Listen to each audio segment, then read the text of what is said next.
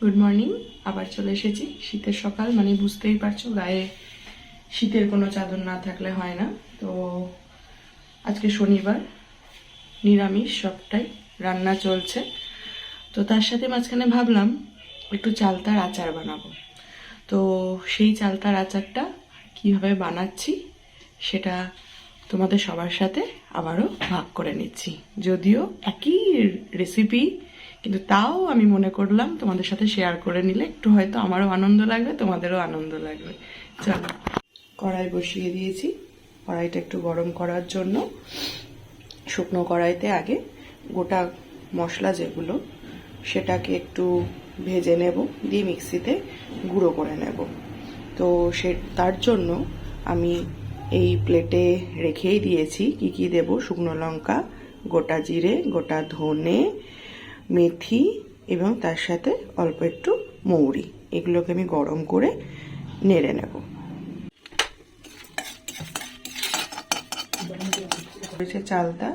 চালতাগুলোকে আগে ছাড়িয়ে ভালো করে ধুয়ে একটু থেতো করে নিয়েছি শিলনোড়াতে। এবারে কড়াইতে দিয়ে দিচ্ছি সর্ষের তেল,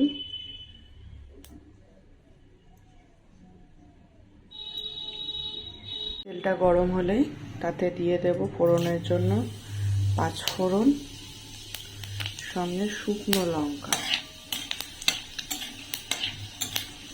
দিয়ে এর মধ্যে দিয়ে দেব এই চালটা থেতো করে রাখা চালটা।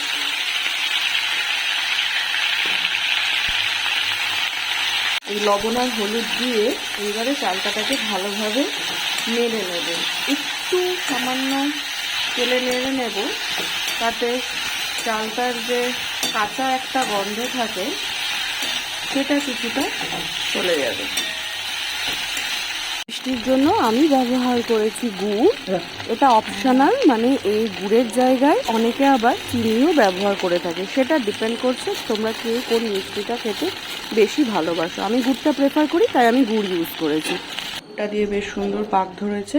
চালতাটা সম্পূর্ণটাই গুড়ে একদম ভালোভাবে সেদ্ধ হয়ে গেছে। এইবারে লাস্ট ফিনিশিং অর্থাৎ দিয়ে দেব বেটে রাখা যে আমাদের ভাজা মশলাটা, সেটা ওপর দিয়ে দেব। যে মশলা গুঁড়োটা দিয়ে দিলাম। এবারে ভালোভাবে পুরোটাকে এমনভাবে মাখাবো যাতে এটা সুন্দর করে মিশে যায়। থ্যাংক ইউ সবাইকে।